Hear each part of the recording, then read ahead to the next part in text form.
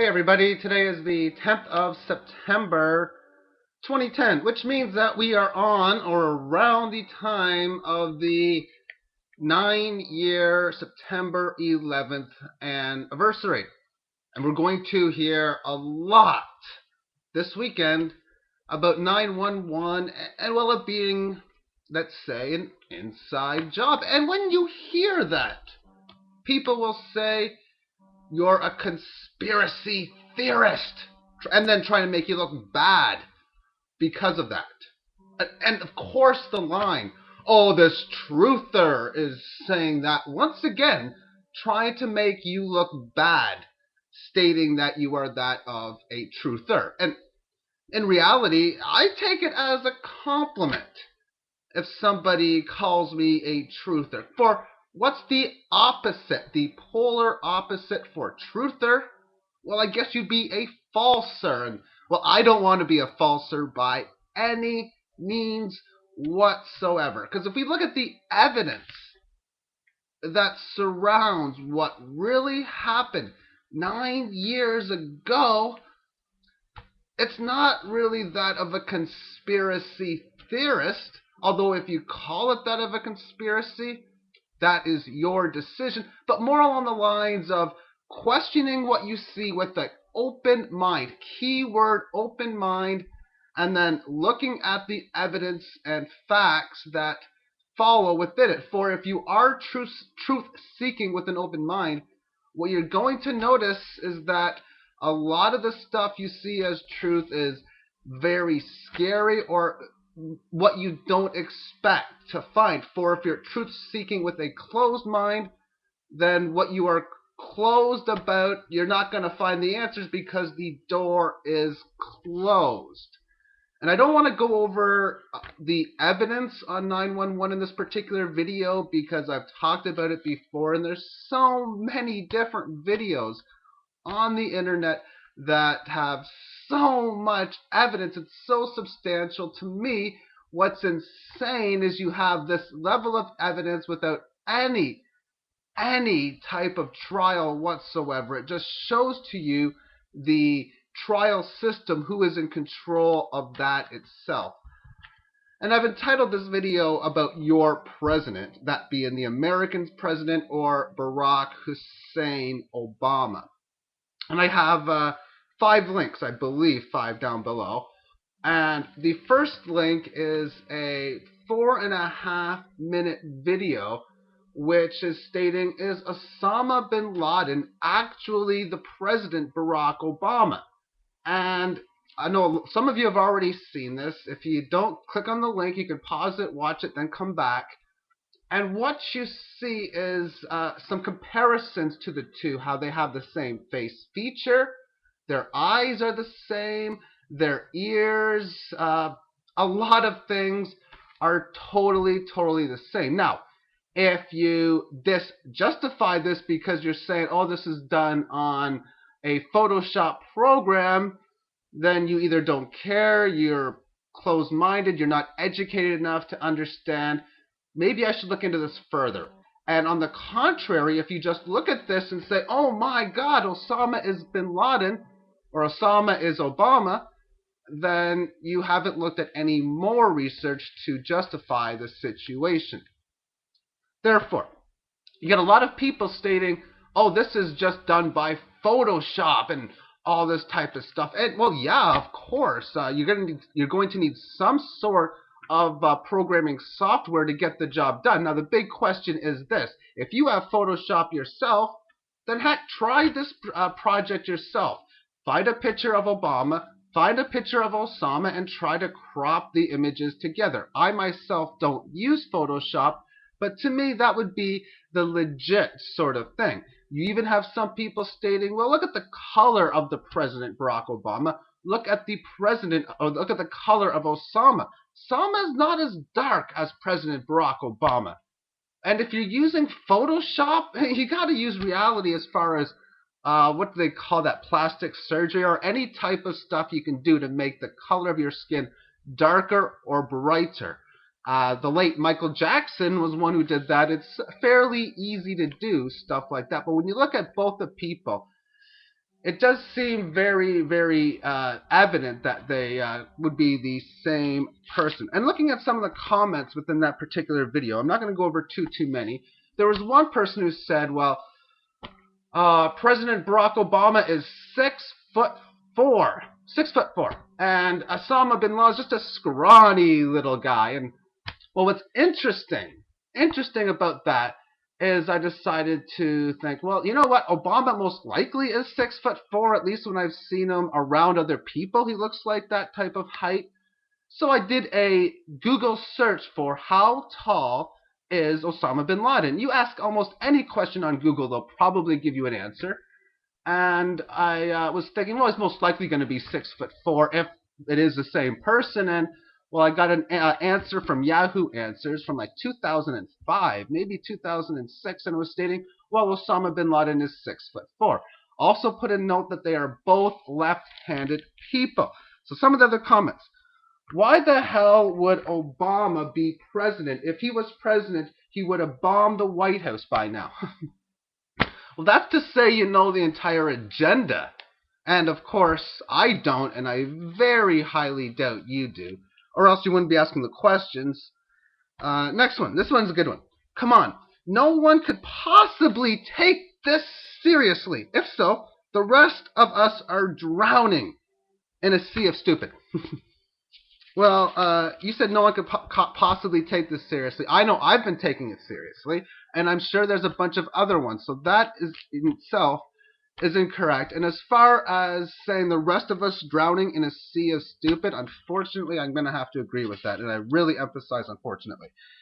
Another one, laugh out loud. Either you are really smart and purposely here to confuse people, or are just a really big idiot. Stupid video wasted 4 minutes of my time. Oh, well, like I say, if you feel it's a waste of your time, what more do I have to say about the issue? Now I'm going to go over some of the other links in the more information box. The video link number 2 was recorded 6 days before the president's inauguration. And he was stating in this that it was his #1 priority for the terrorists not to attack the homeland. #1 priority. And as far as defense is concerned, I'd have to say that would be a priority. It's a priority. However, when we look back 9 years ago, if your defense was as outstanding as you claim it to be, then wouldn't, by chance, the planes have been shot down? Wouldn't have you done something to prevent it from happening? I don't know. That just seems logical to myself. But not only that, let's assume that the planes attacking was a terrorist from another country, that instead of putting that X amount of dollars, and X is huge, on the war efforts, place that X amount of dollars on defensive security issues so that stuff like this does not happen. But no, that does not take place. So I find that very, very interesting. And he's mentioning that he's in a cave somewhere, Osama bin Laden. And if you really believe that a guy in a cave is as big of a threat, then I don't know what to say. Link number 3, because what I was trying to do was trying to get tells from him. If he's going to talk about Osama bin Laden, I really, really want to look at the video. I want to just look at any nook and cranny that I can find as far as getting any type of physical tell to try to get the truth. That's what poker players use.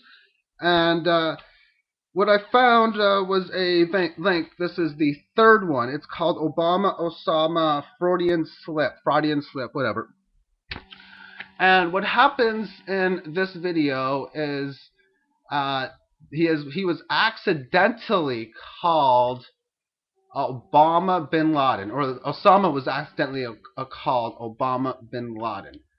Now this would have came on an accidental situation, because the tell I really got from the first one was that he was really, really reading from some sort of teleprompter, memorizing lines, where this one was most likely was something that came up quick. Now, as far as getting tells on this, if I was to be teaching tells on how to read people, this would become into an advanced class, because for the most part, presidents are professional liars, or at least the evidence shows that they are.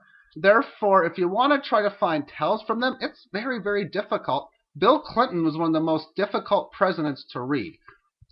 And what I did find, and it wasn't much, 21 seconds into the video, when he was first stated as Obama Bin Laden, he grabs a drink of water. Now, I mean, come on. I mean, he could be thirsty, dry mouth. It could be so many different things.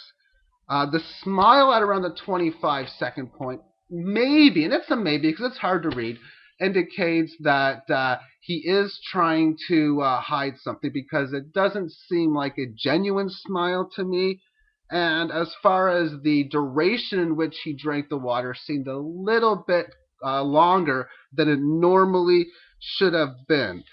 However, if you really want to learn tells, or any type of education, you got beginner class, you got intermediate, you got advanced. You're not going to start off with the hard stuff. For example, you're not going to teach a grade 2 person this major advanced algebraic equations. It just doesn't make sense. And at the same contrary point, you don't teach somebody in business mathematics what 4 plus 5 is. You start with the basics. And link number 4 is the basics. This is the It's Time for Politics video by former President Bush Jr. And if you cannot find the tell in this particular video, I don't know what to say. I really, really don't know what to say, because this is one major piece of evidence towards 911, and there's so many. The tell on here is totally priceless. And the guilt that he has, it's just so massive. And the final clip, and this is a big one. It's a 12-second clip, or 16 seconds. It's very, very short. And this was before or during the electionary time periods. And what happens in this video is Obama mentions his Muslim faith in an interview. And when he does this, the reporter seems to know his religion better than Barack Obama did, because Barack was stating how he's got such high thing, like he's so big with his Muslim religion, and then the reporter's like, "Your Christian religion?" "Oh yeah, I guess I'm a Christian and not a Muslim.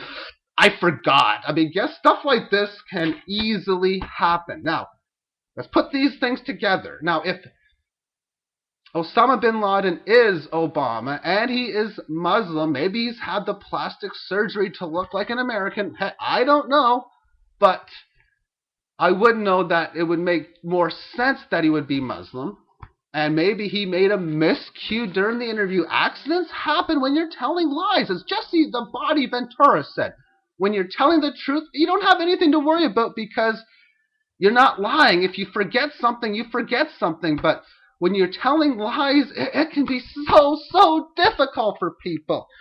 But the reporter has to agree with has to tell them what's going on, showing they are within the agenda, they're working together. It's a very, very scary situation, but hey, it's reality. This is the type of stuff you see when you truth seek, and a lot of people just don't want to accept the reality, and I don't blame them. But however, in my opinion, it's better to be open-minded and find out what's really, really going on than just to be totally clueless with the situation. And I'm almost running out of time, because I got 15 minutes within the webcam video. Thank you for watching. I look forward to your comments, and have yourself an amazing weekend, everybody. Bye-bye.